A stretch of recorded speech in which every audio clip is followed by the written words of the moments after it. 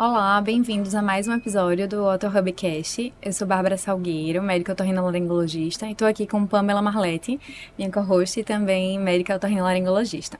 No episódio de hoje a gente vai falar sobre uma interseção bem importante com a otorrino, que é o TDAH, os distúrbios do comportamento, né, e o sono. E aí a gente está aqui com duas convidadas bem especiais. Exatamente. Né? Hoje a gente convidou a doutora Mary Jane Dias. Ela é psicóloga e neuropsicóloga e mestranda em neurociências. Ela também é idealizadora e dona do Instituto Entrelares, que é uma clínica multidisciplinar aqui em Boa Viagem, Recife. E também com a doutora Vanessa Lucena, que ela é médica pediatra pelo Barão de Lucena e neurologista pediatra pela USP de Ribeirão Preto. E atualmente ela é preceptora na residência de neurologia infantil do Hospital Universitário Oswaldo Cruz. Sejam muito bem-vindas, meninas. Obrigada pelo convite. Prazer. Por aceitarem, né, o nosso convite. Exatamente, por terem aceitado, porque a gente sabe da agenda cheia e tudo, então sempre um prazer ter pessoas que já sabem muito para contribuir com a gente aqui nesse momento. Vai ser maravilhosa essa conversa. Obrigada. Todo meu estar aqui com vocês. Joia. Vanessa, vou começar a pergunta para ti. Quando tu vai fazer uma avaliação inicial de um paciente com possível TDAH, como que tu enxerga o espaço ali para investigar o sono dessa criança? Então, sono, principalmente na primeira consulta, assim, no primeiro painel que eu vou pensar de diagnósticos para esse paciente, eu passo pelo menos um terço da minha consulta falando sobre sono. Então, é muito importante, né? Em toda a nossa vida, para a saúde cerebral, o sono é fundamental. Imagina num cérebro que está em desenvolvimento. Então, assim, principalmente pré-escolares e escolares, é muito importante e hoje muito prevalente as queixas de sono. Então, não tem como uma família que chegou para mim com queixas de comportamento, de aprendizagem, eu não fazer esse diferencial com distúrbios do sono na infância. E aí a gente vai desde insônia, como roncos, apneia obstrutiva do sono, né? Então, é um leque grande e é fundamental, não é raro na consulta eu perguntar, sono, tá tudo bem?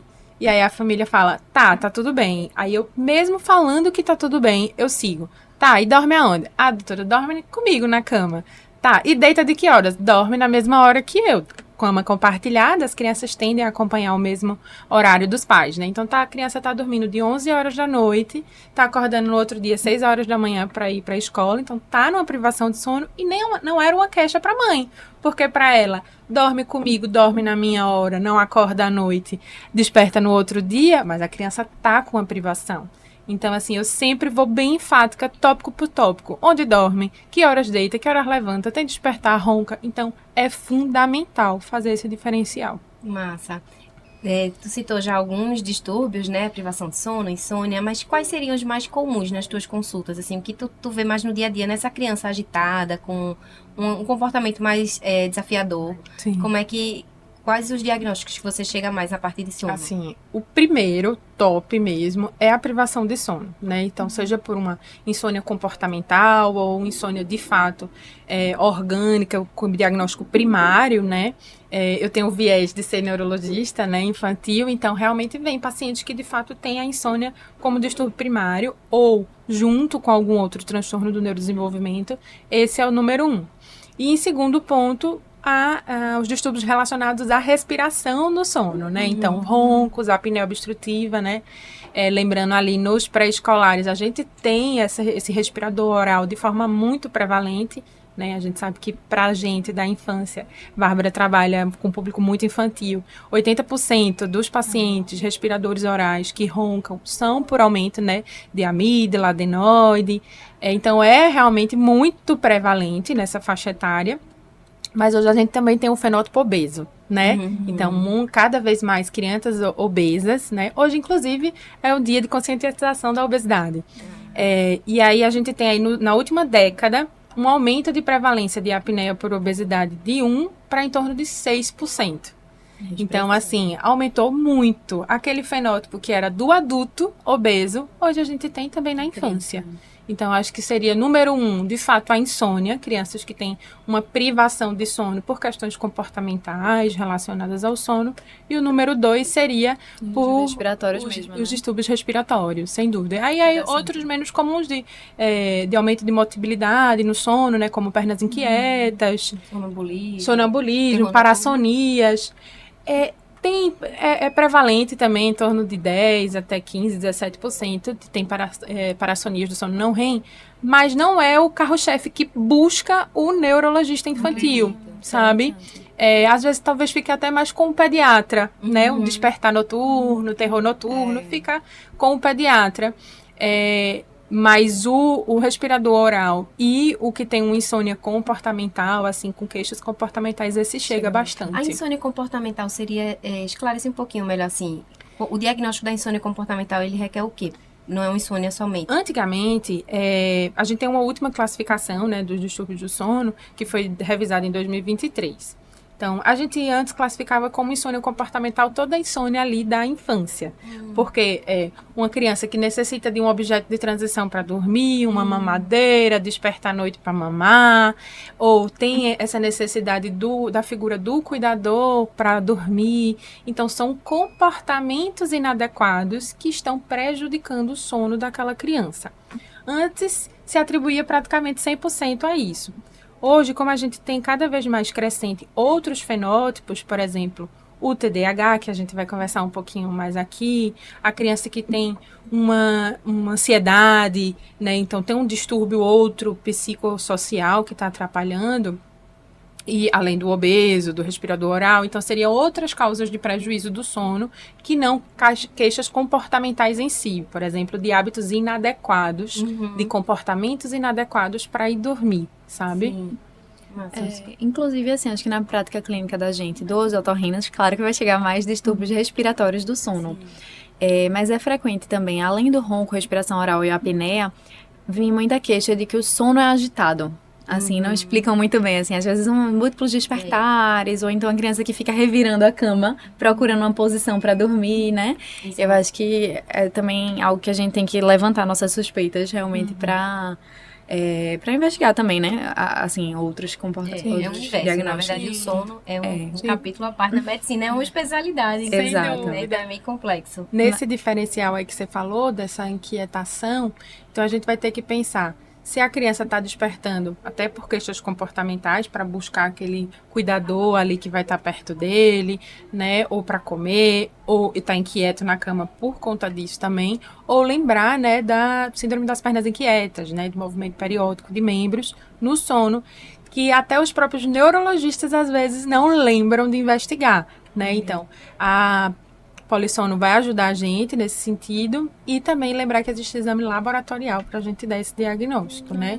Então, lembrar que esse sono inquieto realmente existem tantas coisas mais comuns como diagnósticos mais raros, mas que tem que também ser lembrados para trazer um benefício aí desse sono dessa família.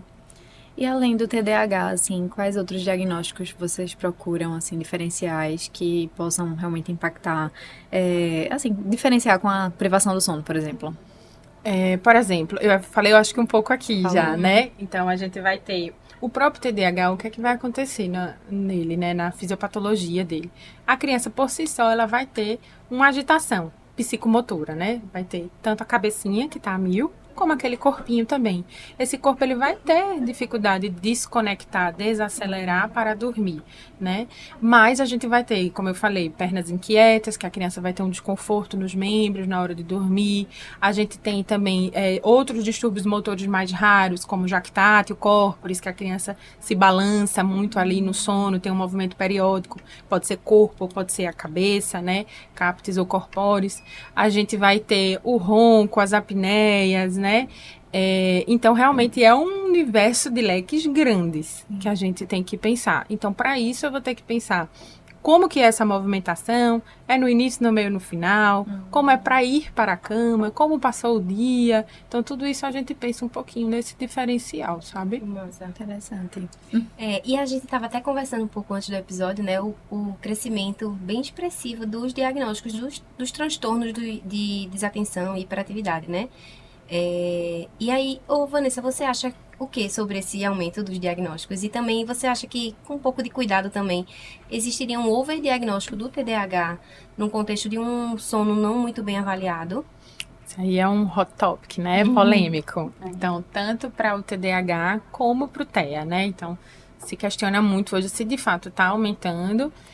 ou é um overdiagnóstico, como você falou. Então, assim, de fato, tem aumentado, né? A gente tem que pensar que os transtornos do neurodesenvolvimento são transtornos multifatoriais. Então, a gente vai ter uma base neurogenética para eles. Inclusive, eles têm uma correlação entre genes, né? Então, a gente sabe tudo que está lá no manual do DSM-5, né? Dos transtornos mentais, eles têm uma base em comum genética. Então, TDAH com transtorno de ansiedade, com depressão, com TEA, tem similaridade nesses genes, nessas variantes comuns que muitos de nós temos.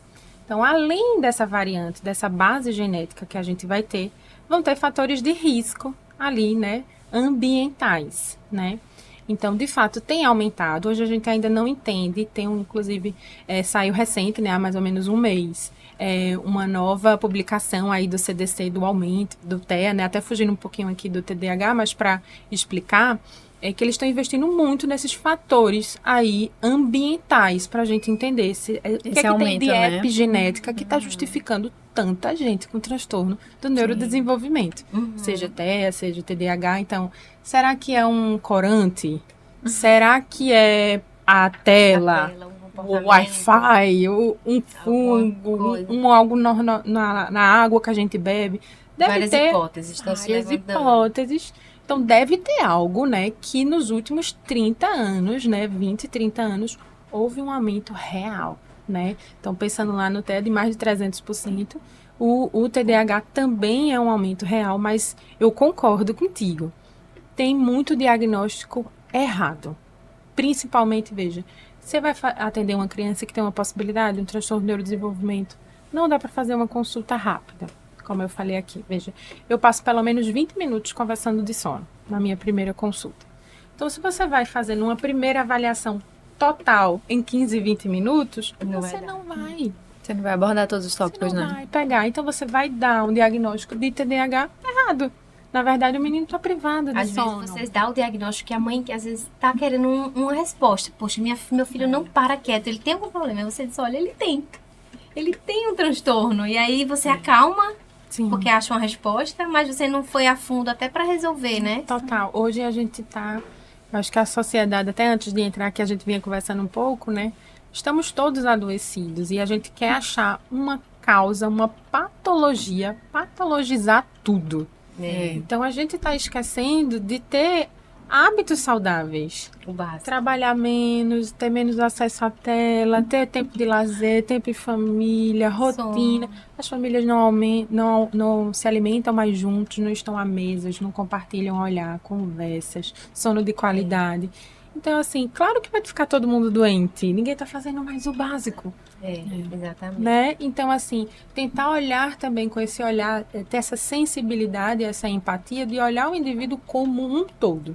Então, em resumo, né? Foi uma fala grande, mas, de fato, tem aumentado, mas a gente tem que ter esse olhar de entender os vieses disso, né? Então, às vezes, ajustando melhor, ter essa sensibilidade e empatia de organizar a rotina dessa criança e dessa família, a gente exclui um possível diagnóstico de transtorno de neurodesenvolvimento. Só pra gente passar para outro tópico, mas eu me peguei aqui pensando, você começou a falar falando um pouco sobre a parte genética. Sim. E que os fatores externos, né, a epigenética poderia expressar ou não essa genética. Perfeito. Num contexto, por exemplo, de uma criança que tem uma genética que favoreça um TEA, um TDAH, e que a epigenética agiu. Quando você corrige e ele volta a ter um ambiente mais saudável, uma rotina, um sono, e melhora esses fatores, a gente desdiz um diagnóstico ou não? Não, aí provavelmente você deu um diagnóstico equivocado,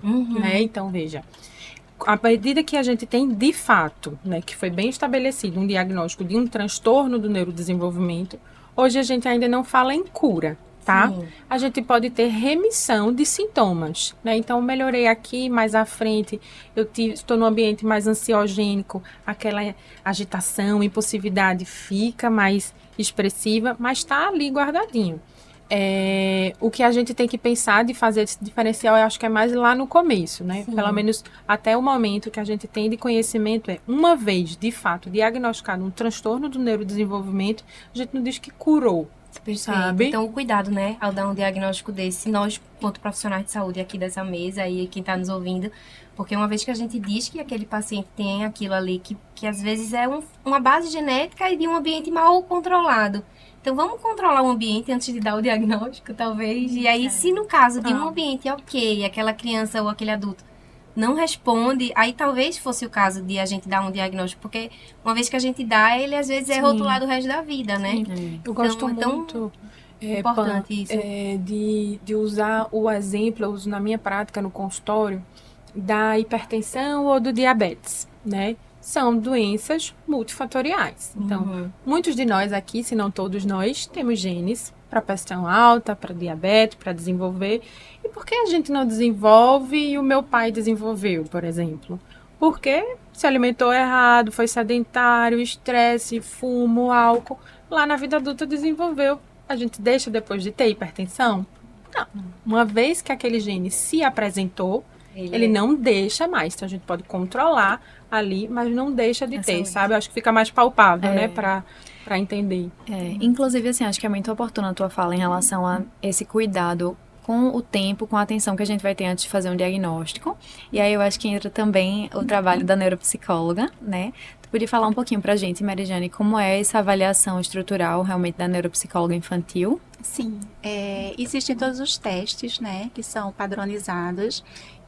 Mas existe o que eu chamo assim o principal, que é a anamnese, né? Uma anamnese completa, onde a gente faz com os familiares, né? Os pais, os cuidadores, com todas as pessoas que têm um contato direto, né? Com aquela criança, com aquele adolescente.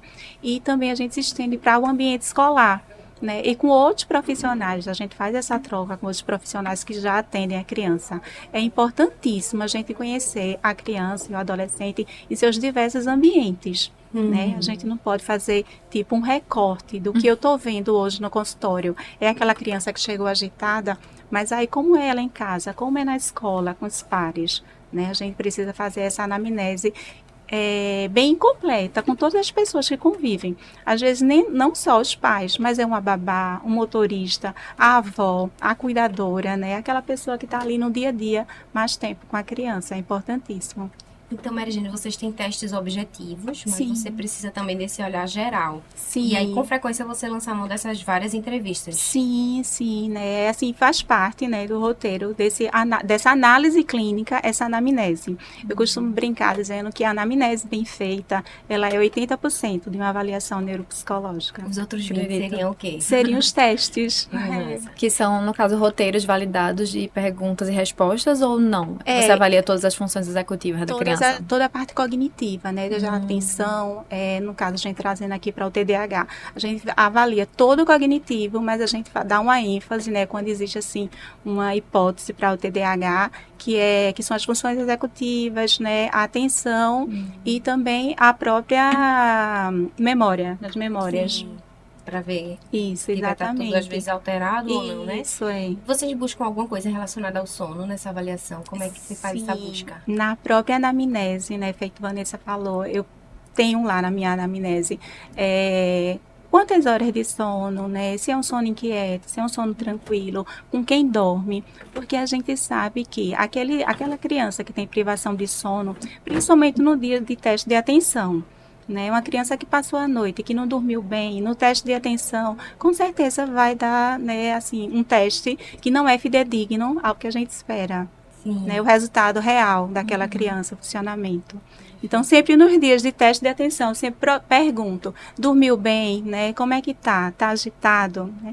Porque a gente sabe que se a gente, chegou, mas não dormiu muito bem. Então, vamos deixar para outro dia, vamos aplicar um outro teste nesse momento. É bem importante essa tua fala, Mary, porque eu estava estudando recente e eu vi uma coorte americana que mostrou que apenas 1 hora de redução de tempo de sono em pré-escolares já é suficiente para alterar a função executiva nos testes. Então, veja, 1 hora.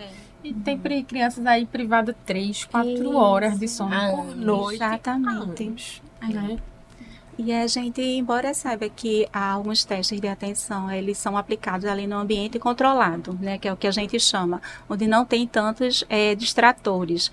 Ele precisa ser avaliado o resultado e o comportamento, né, mas aí interfere justamente essa questão do sono, né, como é que está a rotina daquela criança. Né? Sim. E assim, Perfeito. antes de um diagnóstico formal, assim, de TDAH, vocês sempre lançam mão, Vanessa, da avaliação neuropsicológica? É mais no caso de dúvida? E se ela é repetida em algum momento? Então, é uma outra pergunta polêmica. Eu Veja, imagino que sim, até no contexto desse sistema de saúde, talvez às vezes seja Sim, difícil conseguir para todo sim. mundo, né? Existe, até não sei se essa é uma realidade que existe em outros países, mas aqui no Brasil, o que é que eu vejo? As pessoas pedirem, não estou falando aqui da avaliação neuropsicológica, mas pedirem testes demais até chegar no médico, tá? Então, eu fiz um eletro, o pediatra pediu lá um eletro, uma ressonância, uma avaliação com o pedagogo, com o neuropsicólogo, para chegar no médico. E aí, quando a criança chegou lá para mim, que eu fiz uma anamnese completa, eu vi que ela tá privada de sono. E aí, o pai não precisava de nada daquilo. Então, é bem importante a gente falar isso aqui, que não existe um exame, né, para dar esse diagnóstico, que é através de uma anamnese completa, sinais e sintomas. E eu vou falar na minha prática, quando que eu uso, que eu solicito ali a avaliação neuropsicológica. Não dá para fazer para todo mundo, é impossível, né? Eu conheço o trabalho de Marijane, é excelente. Então, é pelo menos 2, 3 meses de testes com uma criança. Quem que vai conseguir fazer para todo mundo? Não dá. Então, o médico ele tem que estar capacitado ali no consultório para escutar e entender essas nuances. Agora, eu estou na dúvida, é uma família que pode ter acesso a uma avaliação neuropsicológica, eu estou na dúvida se não é um transtorno ansioso que está piorando aquele sinal e sintoma de hiperatividade, de impulsividade. Então, é super válido. Ou eu estou na dúvida se a criança não tem, por exemplo, um TEA nível 1 de suporte e um TDAH comórbido. Então, é super importante. Eu estou na dúvida se é uma criança que tem altas habilidades e superdotação. Esse eu peço para todo mundo. As altas habilidades e superdotação, porque parece ser um TDAH. Eles acabam muito rápido, porque eles são muito inteligentes, está fácil a escola para ele. E aí chega para mim como uma hipótese de TDAH, quando eu vou ver, eita, eu acho que é altas habilidades e superdotação, que não é um transtorno, é uma capacidade do indivíduo, né, uma característica dele. E aí entra muito a ajuda da avaliação. O próprio DI também, né, Vanessa? O DI também. O DI é o quê? A deficiência intelectual. Ah, tá. Para as otorrinas. Perfeito. Perfeito, Mary. É uma outra que eu uso também. Quando é um paciente muito prejudicado, né, totalmente dependente da família para todos os cuidados de vida diária, né, comportamento muito infantilizado para a idade, aí é fácil, né, Rita? Com certeza tem um prejuízo cognitivo. Mas às vezes é uma nuance, né? E aí ajuda muito, né? A gente vai avaliar ali o quociente de inteligência, né, Mary? Se quiser complementar um pouquinho mais. Então, a média do QI, né, é 100 lá no nosso coeficiente. Existe aí podendo variar 15 para cima e 15 para baixo. Então, a partir de menor que 75, 70, né? Isso, Vanessa? Isso. Mudou, era 75, agora é 70, né? Então, a gente já considera uma deficiência intelectual. E isso a gente vê através dos testes psicométricos, né? Entendi. E além de toda a análise também, feito a Vanessa falou, do comportamento, né? E aí quando a gente junta, às vezes tem essa nuance, né? Ali tá bem uma média baixa, mas aí existe todo um comportamento. Né? Isso ajuda bastante. Ô, Mary, eu entendi que a neuropediatra ela vai te pedir quando ela tá com um diagnóstico diferencial para chegar no diagnóstico final, né?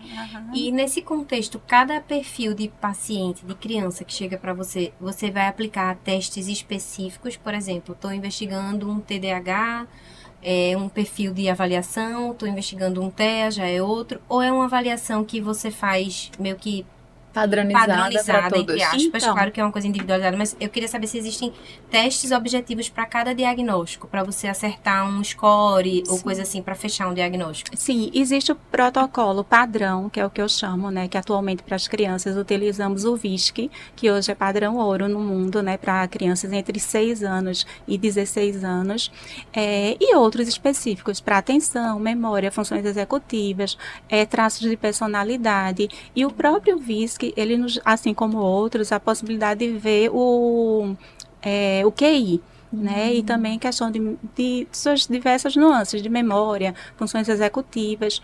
Mas aí, além desse, quando tem a queixa, a hipótese diagnóstica de algum desses, tipo transtorno do neurodesenvolvimento, aí tem os protocolos específicos para o TDAH, para o TEA, né? Transtornos de aprendizagem. Né? Então, Entendi. tudo isso a gente Tem um vai... padrão, que é esse VISC, Isso. e você pode ainda E depois disso, ir acrescentando. acrescentando. Por isso que leva tanto tempo. Tanto tempo, isso. A aplicação desse questionário, ou desse, enfim, Dos testes. desses testes Aham. objetivos, o VISC, ele é vários dias que você vai repetindo, por isso que leva tanto tempo para você O chegar VISC, ele é um caderno que tem 14 subtestes, né? Então, ele é bem completo, eu costumo começar por ele, e a partir daí entrar nos testes específicos, Entendi. né? Então, assim, normalmente de 2 a 3 encontros para aplicar o teste. Vai depender muito da criança, se é aquela criança que engaja, né? Aquela criança que ali, ela consegue render, que é o que a gente fala, né? Primeiro tem esse momento de vínculo, aí no segundo momento a gente vai tentar fazer com que a criança engaje, mas às vezes precisa dar uma paradinha, uma brincadeira lúdica aqui, uma coisa ou outra, para poder voltar a atenção dele para aquilo. Então, assim, em média de 2 a 3 encontros, mas a avaliação neuropsicológica como um todo são, em média, 10 encontros. O primeiro é a anamnese, né, com os pais, e pode até se estender para um segundo encontro também, quando a gente vai fazer essa escuta dos demais cuidadores, e depois a gente entra com a aplicação dos testes. E por último, aí nesse período, aí tem um contato com a escola, com outros profissionais, né? E por último, a devolutiva, que é quando a gente chama os pais para poder fazer entregar o Geralmente relatório e a o teste é o devolutiva. que? Desenhos, atividades manuais, é na conversa ou vai variando? Não, geralmente são perguntas e Perguntas e respostas, respostas. alguns fechados, né, perguntas fechadas, e outros, no caso de transtornos do neurodesenvolvimento, ali voltado para transtorno de aprendizagem, aí tem escrita, né, a parte de ditados, a parte de cálculos também. Então é realmente bem interessante. objetivo É mesmo, bem porque quando a objetivo. gente, Fica um assim, pouco quando a palpável, gente né? pensa em neuropsicologia, eu penso na psicologia uma coisa muito mais abstrata. Perguntas abertas. Perguntas abertas, vamos entender como essa criança funciona. Mas então é um corte bem objetivo. Então, Sim, pergunta, resposta teria o certo e o errado. Normalmente Mais ou tem, por exemplo, um exemplo de um teste de traços de personalidade. Aí tem a pergunta e tem 5 opções, né? Às vezes, sempre, mais ou menos. Então, a Entendi. partir daí a gente vai pontuando para poder encontrar o resultado. entendi. Né? Tem E que tem saber também muita matemática, né, Mary? Porque aí calcula a média, mediana, para ver se saiu do score. E tem também, utilizamos bastante desenhos, principalmente para ver a parte da psicomotricidade ali, a parte da visoconstrução, né? Entendi. A partir de alguma idade específica, você consegue aplicar esse teste de VISC? O VISC. Então, o VISC é a partir dos 6 anos, mas a partir de 2 anos e meio a gente já tem o som R, que também é padrão ouro, né, para crianças menores, e também não verbais. Então, para as crianças que ainda não conseguem o VISC, tem esse som R. Tem o som R. Mas esses diagnósticos só são dados a partir de uma certa idade? Por isso Essa que... é uma outra ponto aqui. Pensando em TDAH, porque eu gosto muito de tratar crianças com TDAH. Por quê? A gente sabe uma neurobiologia, uma fisiopatologia muito bem esclarecida. Então, a gente sabe que é DOPA e NORA, a gente sabe que é mesolímbico, mesocortical, substância reticular ascendente, córtex frontal. Então, a gente sabe muito bem uma fisiopatologia. Então, a gente sabe o que a gente quer procurar e sabe como tratar. E aí, para isso, veja, o nosso cérebro ele não nasce pronto. A gente está amadurecendo, né? Essas regiões que estão afetadas classicamente no TDAH, quando que elas têm uma maior maturação, mielinização, né? Usando um termo médico, por volta dos 6 anos de idade, né? Então, por isso que antes dos 6 anos de idade, a gente evita, de fato, dizer, olha, é TDAH. Eu posso dizer, me sugere esse diagnóstico. Vamos repetir mais à frente, né? Vamos acompanhar essa criança. Então, a gente tem que ter esse cuidado também. Agora, claro, chegou para mim um menino de 4 anos que já teve 10 TCE, já quebrou o braço, porque vive pulando em cima das coisas, não para quieto. Então, poxa, Sim. deve ser um TDAH realmente muito provável. A gente pode até ter uma coorte do Guilherme Polanzinski, lá da USP, que é um dos pesquisadores que mais publicam TDAH, mostrando o benefício, o risco-benefício da gente iniciar por volta dos 4 anos de idade os psicoestimulantes. Então, nesse fenótipo de gravidade, trazendo essa proposta da gente iniciar mais cedo, porque é uma criança que vai ter muito prejuízo acadêmico e social se a gente deixar para tratar e diagnosticá-lo apenas com 6 anos. São 2, 3 anos que a criança não conseguiu perder time aí, né? Exato. Agora eu fico pensando também, porque antes de 6 anos a demanda escolar acadêmica é muito baixa, né? Então acaba que eu acho que quando começa a aumentar aquela demanda acadêmica, que talvez é maior. As É bem famílias interessante busquem. isso que Vanessa estava falando. A gente não fecha, mas é super importante, havendo a necessidade, começar com as intervenções precoces. Sim. Não é isso? Perfeito. Porque a intervenção precoce, ela vai ali reduzindo esses comportamentos inadequados, né?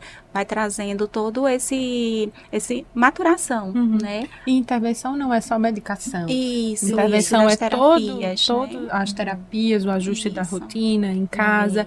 Então, se não está indo bem, procure ajuda para fazer esse teu norte, esse diferencial. É porque as famílias chegam muito no consultório, com certeza é assim para você também, Mary. Qual o diagnóstico? Então, lá no Instagram é uma pergunta que eu super recebo. Doutora, quantas consultas para dar o diagnóstico? Na primeira consulta, você dá um diagnóstico? Então, veja, é um cérebro em desenvolvimento. Às vezes, a rotina não está estruturada em casa. Calma, vamos nos conhecer, vamos entender as nuances, entender como é que está a estruturação dessa rotina. Mas se você não busca um profissional capacitado para te dar esse norte, talvez a coisa vai piorando até chegar lá na alfabetização e o menino não conseguir ser alfabetizado. Né? Então, assim, não conseguir classicamente dar este diagnóstico e tratar talvez com um psicoestimulante é diferente de não receber uma orientação adequada, né? Trazendo um pouco essa questão do tempo, há próprios transtornos de aprendizagem, né? A dislexia, a descalculia, a gente deixa para fechar, né, com mais segurança a partir dos 8 anos de idade. Né? É ali a fase que a gente espera, né? E aí a gente vai avaliar se houveram lacunas ali no processo de alfabetização. Havendo sinal de alerta, a gente orienta a família que procure psicopedagoga, psicóloga, pelo menos para fazer intervenção semanal, 3 vezes semanais. Durante 6 meses, se após esse processo de intervenção continua tendo as mesmas dificuldades, a gente reavalia e aí pode fechar com segurança um transtorno de aprendizagem. Interessante. Bem longitudinal, né? Isso. Acho que a neuroped tem esse fator. Não tem como ser diferente, não tem como né? ser diferente. Cérebro em Não pode formação. se precipitar, né? Então, Tanta responsabilidade, né? Que Isso. modifica muita coisa mesmo. E ao mesmo tempo que eu entendo um pouquinho a angústia dos pais, né? Que eles querem ter uma decisão final, digamos assim, né? Mas, e assim, perguntando agora para Pamela sobre um pouco dos distúrbios respiratórios do sono.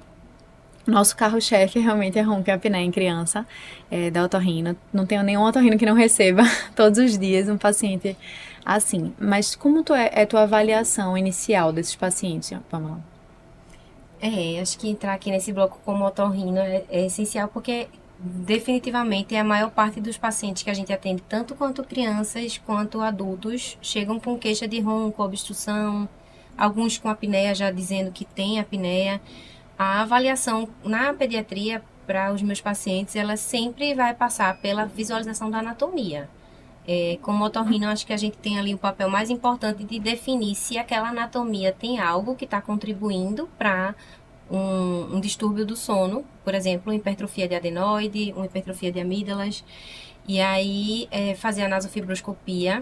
Quando a criança colabora é ótimo. Quando ela não colabora, a gente acaba recorrendo a um raio-x do cavo, mas sempre possivelmente fazer uma nasofibroscopia para ver o quanto aquela adenoide está prejudicando o espaço anatômico do nariz, da rinofaringe. Quando a gente identifica que tem um fator anatômico, intervir, muitas vezes com remédio, em algumas situações com cirurgia, e a gente vê uma resposta muito boa nas queixas de ronco. A pergunta frequente sempre dos pais é se volta, vai fazer a cirurgia agora e ela vai ficar boa para sempre. Veja, a gente sabe também que tem a hipertrofia de adenoide, a hipertrofia de amígdalas, mas é muito frequente uma rinite alérgica. A gente tem outros fatores que vão contribuir para um nariz obstruído que vão interferir o sono da gente. Quando a gente gripa, é claro, a gente dorme mal, né?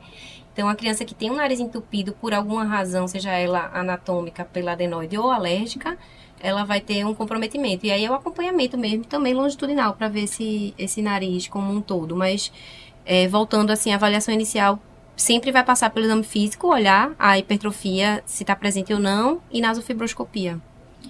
Eu acho que essa fala tua é muito importante, porque realmente a gente não pode fechar os olhos para o sono, né? Quando a gente conversa sobre privação e outros distúrbios do sono na criança, é muito diferente do adulto. A criança, ela muitas vezes vai se manifestar com irritabilidade, com hiperatividade. Isso pode manifestar através de até déficit escolar, realmente, baixo desempenho acadêmico, que também, a gente também vai ter associação com otite média secretora, às vezes quando aquela adenoide está tão grande, que está tampando ali, obstruindo a saída da tuba auditiva. Então, a criança também pode ter associado a alguma perda auditiva, que isso também vai atrapalhar o desempenho escolar.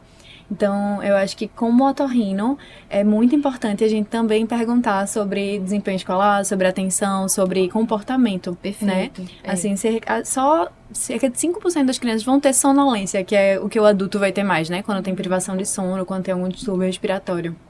E eu acho que o mais importante disso é que a gente tem trabalhos grandes na otorrino mostrando a reversibilidade dessas alterações quando a gente faz o tratamento, né? Seja ele medicamentoso, que geralmente é com corticoide nasal, mas cirúrgico, né? Tirando a amígdala adenoide, no caso do paciente que ronca por isso, né? Claro. Exato. Exatamente. Eu acho que o papel do otorrino nesse contexto é tentar tirar um fator a mais.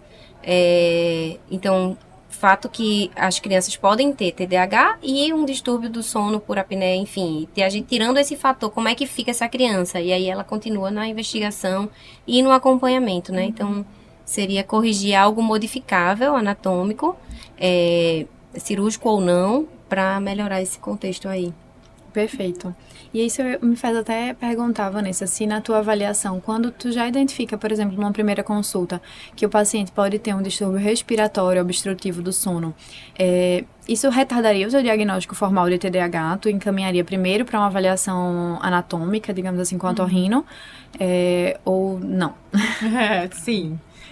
Se eu vejo que tem, de fato, essa queixa do ronco, do respirador oral, da apneia, como foi dito aqui, às vezes a própria criança tem essa percepção, né? Já é um pouquinho, o pré-escolar e escolar já consegue dizer, né? Que está sufocado, está passando mal na hora do sono. Eu sempre mando, nessa primeira minha avaliação, para o otorrino, né? Fazer a avaliação, porque às vezes a criança volta bem, né? Então, assim, é muito importante ter um otorrino do coração para trabalhar com a gente, porque faz um diferencial na vida desses pacientes. Tanto esse fenótipo que a gente conversou do respirador oral, como nos pacientes que têm doenças neuromusculares, né, mais graves. Eu tenho pacientes que se beneficiaram também, teve uma melhora cognitiva.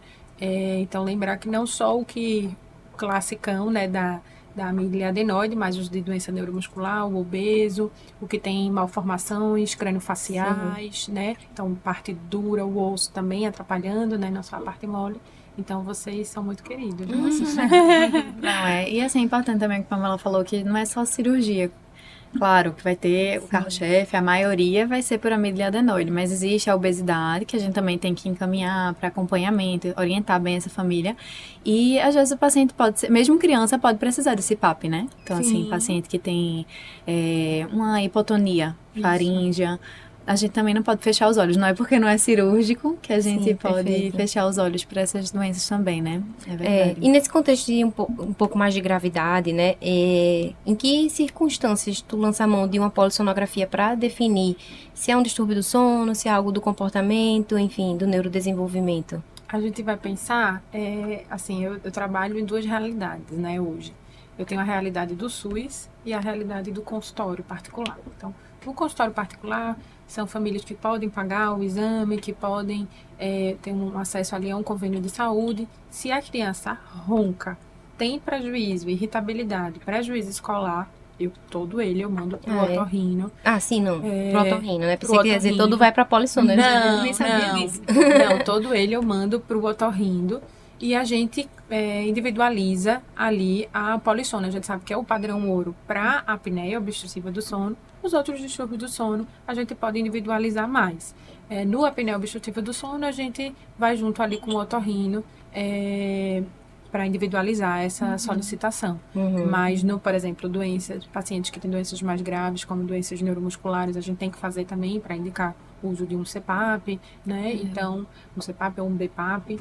Então, são os casos que eu mais utilizo a polissono, porque tem uma dificuldade realmente técnica da gente conseguir no nosso público infantil, especialmente os menores de 10 anos de idade. Sim. Então, a gente acaba que vai usando mais a clínica ao nosso favor, às vezes um raio-x ali, como o Pão falou, do cavo, e aí não consegue tanto a polissono, né? No SUS, aí realmente é um universo muito, muito, muito mais difícil a gente conseguir uma polissono no SUS. No nosso contexto de otorrino, a gente também não utiliza, não, de rotina, polissono. É muito mais raro, assim, né? Sendo bem sincera, é muito, muito difícil a gente pedir uma polissono para uma criança, porque a verdade é que quando a gente identifica uma causa, que a nasofibroscopia tá ali na nossa mão, no consultório, a gente já consegue dizer que aquela queixa está relacionada àquela anatomia e já opera e fica tudo bem. E existe também uma nuance em relação ao polissono na pediatria. Qualquer índice de apneia acima de 1 já é uma doença. Já é salvo. E no adulto não, acima de 5 já seria uma doença, digamos assim. Então, assim, se a gente tem um fator anatômico, a sensibilidade é tão baixa, né? Isso, a gente não precisaria fazer ela se submeter a um polissono, que é um exame que requer muita colaboração até dos adultos para conseguir dormir com todos aqueles aparelhos. Precisa de um técnico muito familiarizado com a pediatria para conseguir fazer um laudo muito detalhado em relação a eletroencefalo da pediatria. Então, é muito mais difícil a gente lançar a mão. Na otorrino, a gente não pede nunca. De forma protocolar, a gente precisaria pedir nas crianças menores de 2 anos ou portadoras de alguma comorbidade mais complexa, assim, paciente com síndrome de Down, teoricamente teria que pedir em todos, obesidade infantil também precisaria pedir. Seria mais no contexto, assim, de a gente pensar, poxa, menos de 2 anos é tão raro ter uma hipertrofia de adenoide, teria que pedir, ou então pensando que a criança poderia ter uma complicação cirúrgica e aí aquela polissono poderia me fazer estratificar ela, mas eu concordo com Pamela que isso às vezes não tem aplicabilidade, porque mesmo que a criança tenha um convênio, não tem vaga, nem até para adulto a gente vê dificuldade de marcar uma polissono completa, tipo 1, imagine para criança. Então, assim, acaba que às vezes ia atrasar o diagnóstico quando a gente tem uma hipótese perfeitamente plausível, né, que é aquela hipertrofia ali de adenoide, de amígdala, que justifique o quadro clínico da criança. Então, eu também, na minha prática, eu raramente conto nos dedos as vezes que eu precisei pedir. É mais o contrário, quando eu não encontro um fator anatômico que justifique aquela obstrução, né? Lembrar que a gente também lança a mão, né, da polissono para aquele paciente que tem uma possibilidade de síndrome de pernas inquietas, né? Sim, Então, seria a indicação porque vai da gente acrescentar fazer, um pouco mais, né? Vai acrescentar na nossa anamnese. E também, no que eu tenho dúvida, se aquela movimentação é normal no sono, pode ser uma crise convulsiva, uma epilepsia.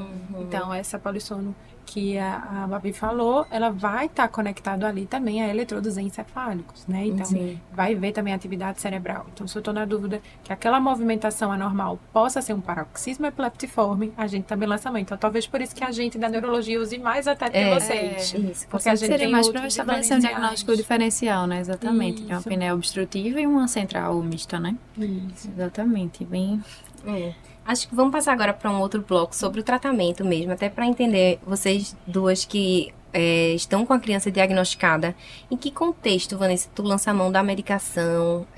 Seria ela um recurso plus, já de cara? Qual o perfil de paciente que vai se beneficiar mais? Em que momento você começa a prescrever isso? Então, pensando lá de guideline, né, eu excluí que é um outro viés, que não é uma privação de sono, que não é uma falta de rotina, é TDAH de fato. Então, a gente vai, ou seja, normalmente não é numa primeira consulta, pelo menos na segunda avaliação nossa, né? Uhum. Às vezes dá para dar na primeira mesmo. Já vem uma criança que já vem tudo organizadinho, a família já passou lá pelo neuropsicólogo, já passou pelo pedagogo, tá tudo estruturado e tem prejuízo. Beleza, TDAH. E aí eu vou pensar, é leve, moderado ou grave? Então, paciente que tem um prejuízo leve, que é a minoria dos nossos que chegam na neurologia infantil, né, o que está ali, que está tendo pouco prejuízo, ele fica mais com o pediatra lá, demora mais para vir para a gente. Então, nesse, a gente poderia não lançar mão da medicação. No paciente que está tendo um prejuízo moderado a grave, além da rotina, da terapia e tudo mais, ele tem realmente um benefício, um tamanho de efeito de benefício muito maior com o tratamento medicamentoso junto, né? Sim. E aí não postergar, porque eu estou postergando benefícios do paciente. Também. Entendi, perfeito. Então, a medicação ela é prescrita tão logo você perceba que existe um comprometimento que já classifica esse paciente como um moderado. E essa classificação, Mary Jane, vocês participam dessa categorização de leve, moderado, grave? Sim, sim. A gente, quando faz a devolutiva, a gente já tem lá os resultados, né, dos prejuízos, sejam eles na parte de atenção, concentração, aspectos emocionais também, né, e da própria hiperatividade. A gente já consegue perceber se é um leve, moderado ou grave. Entendi. É objetivo essa avaliação também, né? Sim. Essa medicação, ela compromete o sono, Vanessa? Como é que é o perfil do sono quando a gente começa a usar essa Isso é medicação? uma coisa que a gente tem que orientar no início do tratamento. Então, seguindo o guideline, o nível 1 de evidência no mundo todo são os psicoestimulantes. Uhum. E aí, como o nome já está dizendo, vai estimular algumas regiões específicas desse cérebro. Vou estar atuando em dopamina e noradrenalina. Então, se tu tá atuando em noradrenalina, tu não pode dar isso de noite, no final da tarde, né? Essa medicação, ela tem que ser usada de dia, né? Ela altera a arquitetura desse sono. Então, mesmo sejam de longa duração, que vai usar o dia inteiro, ou sejam de curta duração, eu falo, pai, não dá depois de 3 horas da tarde, senão vai prejudicar o sono dele à noite, né? Mas também tem um outro lado de que quando eu começo a melhorar a performance desse indivíduo durante o dia, ele já chega à noite mais relaxado. Ele Consegue dorme dormir melhor. porque foi menos perturbador o dia daquela criança, né? Perfeito. E sobre medicamento especificamente, vocês também usam anfetamina para criança? Então, ela pode ser utilizada, né? Com segurança, no perfil ali de 6, 8 anos de idade, a gente pode usar. Tá. Mas tem um viés das anfetaminas, né? Então, para quem não conhece muito, a gente vai ter o grupo do metilfenidato, né? E a gente vai ter o grupo das anfetaminas. Ambos são psicoestimulantes, né? Ambos são nível 1 de evidência. Só que a anfetamina, ela é muito mais potente do que o grupo do metilfenidato. Então, o que é que vai ser o nosso viés da infância? A mãe surta que a criança não está comendo. Eles dão muita falta de apetite, né? E aí, a gente acaba lançando mão nesse começo do metilfenidato, porque ajuda, mas ela vai ficar ali 4 horas, eu consigo, se precisar de tarde, vai ter um intervalo do almoço, e aí ele consegue ficar melhor ao longo do dia. Agora, um fenótipo de um adolescente com prejuízo muito significativo, com compulsão alimentar, aí já entra ao meu favor. Entendi. Então, ele é ansioso, tem compulsão alimentar, eu posso lançar mão, né? Então, a gente usa muito esse joguinho, assim, mas estão liberados, sim, para fazer uso na infância também.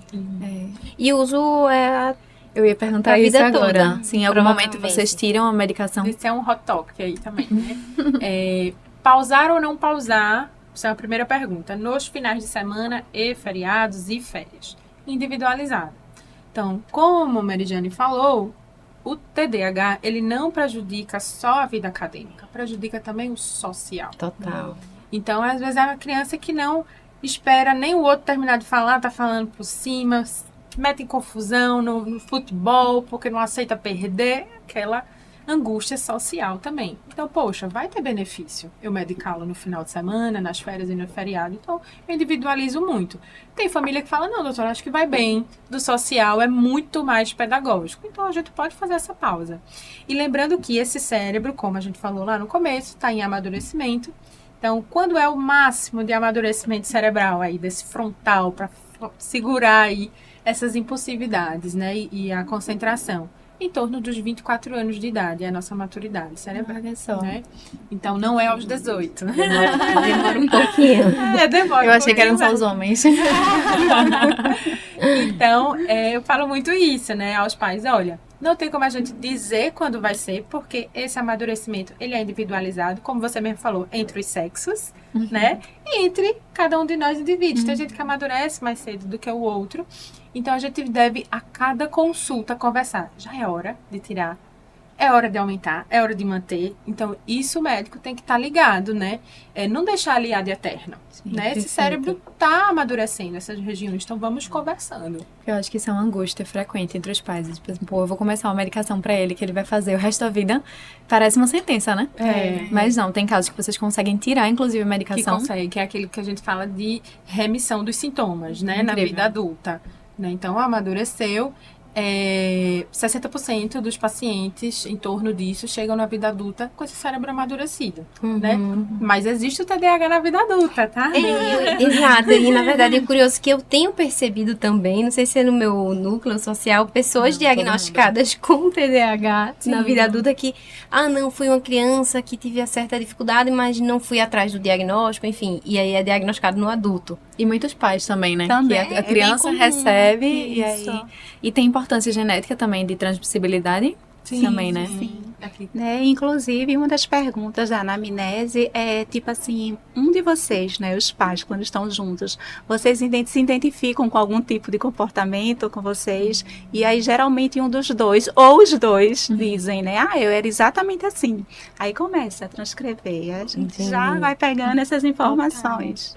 Ô Mary Jane, com relação ao teu acompanhamento longitudinal, depois que você dá o diagnóstico, vocês juntas dão o diagnóstico, como é que funciona esse linear do paciente? Você intervém mais algumas vezes? Sim. Existe um segmento contigo como neuropsicóloga? Então, normalmente eu faço a indicação, né, as sugestões de encaminhamento para psicólogo, né, para trabalhar a parte da atenção, concentração, a parte comportamental também, a parte da gestão do tempo, de agendas visuais, né, a própria questão do planejamento do dia também, né, porque tem muito aquilo, a criança, o adolescente ou adulto, me parece que tem uma certa dificuldade, né, de administrar, de planejar, gestão do tempo.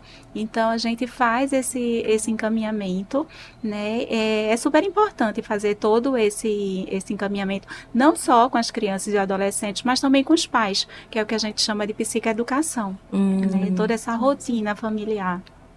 Na verdade, toda família, quando tem uma criança que precisa de uma necessidade especial dessa, ela precisa também de um acolhimento e um acompanhamento, né? Sim. Existe uma linha de psicologia que você acha que é mais indicada nesse contexto? Sim. Como é A que é? TCC, que é a terapia cognitivo comportamental, que tem evidência hoje científica, né, para que a gente possa trabalhar justamente essa parte comportamental. Joia, tanto Questão da mais gestão para das criança, né? emoções. Essa parte da TCC, Não, como para adulto, adulto também. Não, eu digo para os pais. Cada Também pai. crianças, adolescentes, para os pais. Ótimo. TCC, a queridinha. Eu sou fã. Todas as patologias, TCC. Na verdade, é porque acho que a TCC você consegue documentar mais, né? Sim, existem todos os protocolos, né? É. Tudo bem ali, cientificamente. Né? Cientificamente comprovado, exatamente. Perfeito. Sobre, assim, a gente já falou muito dessa questão comportamental, sobre rotina de sono, mas além disso, você percebe que a influência das telas, eu queria que tu falasse um pouquinho pra gente sobre essa rotina da criança com exposição a telas, ela tá ali sendo hiperestimulada, e se tu já teve algum caso que, por exemplo, deixou de receber um diagnóstico quando ajustou essa rotina? Sim. Além do sono, acho que sono e tela estão totalmente interligados, né? Então, a criança que tem um abuso de tela, ela fica mais irritada, ela acaba levando esse dispositivo para o período noturno, atrapalhando o pulso de melatonina endógena, então, atraso de fase do sono. Então, uma coisa vai juntando, né, nisso aí tudo. E quando a gente bota essa tela, esse conteúdo violento, sexual, conteúdos inapropriados, aí é um prato cheio para transtornos mentais, né? Piora de comportamentos já ansiosos que a criança e o adolescente já tem. Então, lembrar que existe uma indicação de tela, né? Não uma indicação, mas até uma contraindicação, né? Para cada faixa etária. Então, antes dos 2 anos de idade é 0. Para ser 0, é para a criança ser estimulada, tá no chão, tá no parque, tá na praia, não é para estar em tela, né? E aí, a partir dos 2, a gente vai gradativamente, né?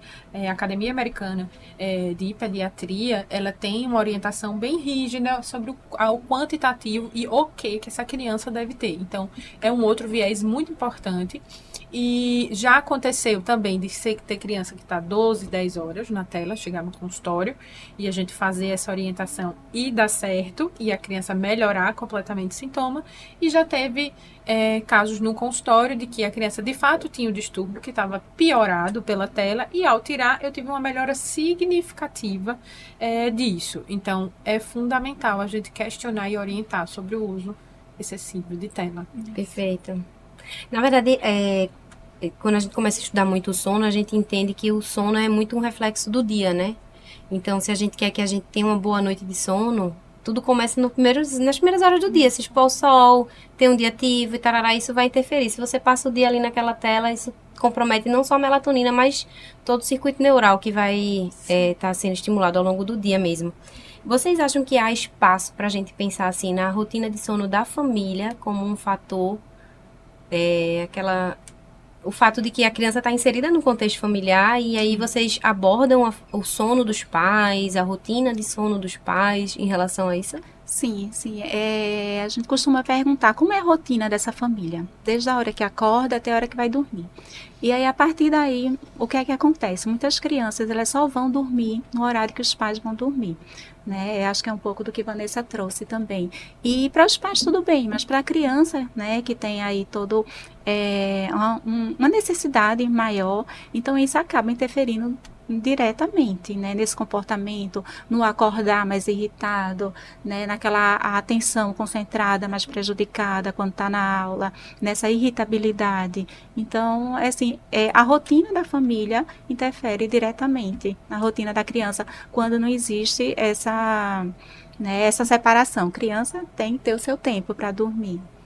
Aí entra a psicoeducação mais uma vez, que é super importante. Embora a gente saiba que existam, né, cronotipos, né? Existe a pessoa que está mais ativa de dia e à noite dorme mais cedo, os né? matutinos, os vespertinos. Mas quando a gente fala de neurodesenvolvimento, para todos nós, o sono da noite não é igual ao sono do dia. Então, ter uma boa noite de sono não é igual a dormir durante a manhã. Então, a manhã foi feita para a gente estar ativo, receber luminosidade natural. Então, por mais que a família já venha, aquele casal com um cronotipo mais vespertino, a gente precisa adaptar para esse bebezinho, essa criança que chegou na família. Precisa dormir de 6, 7 horas. Exato. E isso às vezes inclui tirar do quarto, né? Que os pais dormem. Sempre, né? Sempre. Verdade, perfeito. Vanessa, eu queria te perguntar, se você puder dizer para um pediatra geral, por exemplo, uma pessoa que atende crianças, quais são os principais tópicos, assim, o que é que tem que ser observado numa criança que vem para uma primeira avaliação? Quando pensar em encaminhar, o que é que deve reforçar realmente nas orientações e modificações de comportamento, estilo de vida? Eu acho que, primeira coisa, você tem que pensar, estruturar bem como que está essa rotina completa, como foi dito aqui. Então, a rotina do sono inicia na manhã. Então, que horas desperta, o que é exposto pela manhã, o que está fazendo ao longo do dia, fez um esporte, não fez, teve acesso de tela ou não. À noite, após o jantar, já tem uma rotina bem estruturada para dormir, reduz a luminosidade da casa, a estimulação dessa criança, a alimentação, o que come à noite. Então, tudo isso é importante. antes, no preparatório, ao longo do dia para a noite de sono. E durante aquela noite, a gente tem que perguntar ativamente de despertares, aonde que dorme, se precisa de algum tipo de objeto, alimentação à noite, durante esse sono, se ronca ou não, né? Se para de respirar ou não, se adoece com frequência de vias aéreas. Quando a criança entra no consultório, a gente já olha pro rostinho dela, a gente já sabe aquela carinha típica do respirador oral. Que já é triste quando já chega com essa carinha, né? Porque significa que já tem uns bons anos respirando pela boca. Ruim. Então, eu acho que é estruturar desde o comecinho esse diferencial da rotina, do sono e da tela. Eu acho que não pode ter pressa. Eu acho que a dica de ouro seria essa. Não tenha pressa em dar o diagnóstico. Tenha curiosidade, esteja atento às nuances, porque é aí que vai estar o diagnóstico certeiro que você vai conseguir modificar a vida da sua família. Seria realmente trazer para a anamnese também, né? Perguntas relacionadas ao sono. Sim. E quando não relatado, perguntar, né? Ativamente. Buscar. Não, doutora, tá tudo bem no sono. Dorme onde? Dentro de que hora? Vá ativamente. É engraçado. Fala. Porque isso realmente é algo pouco relatado pelos pais, mas até diurese noturna, enorese noturna. Nunca que nenhum pai vai lembrar de falar isso pro otorrino, mas a gente realmente tem correlação com o distúrbio respiratório do sono, né? Justamente pela ADH. E tem um ponto só, antes da gente encerrar esse tópico e já partir para o nosso encerramento, porque às vezes os pais esperam a criança estar com sono para dormir, quando na verdade uma criança que está com sono, ela já perdeu o time de ir dormir há muito tempo, e principalmente se ela é muito novinha, né? Então assim, mas ela só tem sono lá para as 10 da noite. Veja, meu lindo, não vamos esperar essa criança pedir para ir dormir, né? Porque o sono se constrói, ele não é para se chegar, você tem que chamar o sono. Então, acho que é tudo uma educação mesmo. Acho que a nossa consulta, ela faz parte de educar a família, porque a gente lê no livro, aprende e fica tão automático, mas para os pais que são leigos, a gente precisa realmente ensinar algumas coisas, né? Perfeito. O sono é um comportamento ensinado, né? Tanto as coisas boas como as coisas ruins do sono. Perfeito. E isso eu acho que foi super importante. Queria agradecer vocês, porque realmente tem muitos tópicos acerca do sono infantil que precisam ser desmistificados realmente, inclusive isso, né, que é um comportamento, então precisa ser ensinado, não é algo necessariamente natural, né, que vai vir com a criança, ela não vai vir com o manual de instrução, né.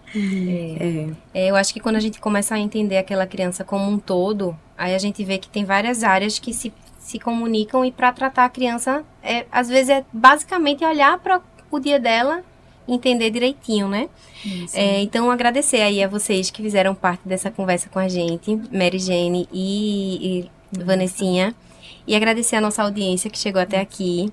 Acompanhe nossa plataforma www.otorhub.com.br. Lá a gente tem vários conteúdos bem legais para vocês se atualizarem. Temos alguns cursos já online, já publicados. E as meninas aqui, se vocês puderem deixar o arroba de como o pessoal pode encontrar vocês, aonde, para que vocês sejam também acessíveis para eles. Foi maravilhoso, acho que fluiu super bem a nossa conversa. Foi um prazer estar aqui com vocês.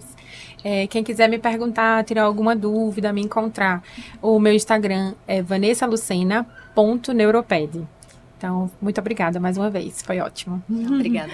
Gente, foi um prazer enorme estar aqui compartilhando, né, fazendo essa troca com vocês. E quem quiser nos procurar, estamos lá no Instituto Entre Lares, na Avenida Domingos Ferreira, né, e o nosso Instagram é institutoentrelares.com. Perfeito. Combinado, então. Então é isso. Muito Obrigada. Obrigada.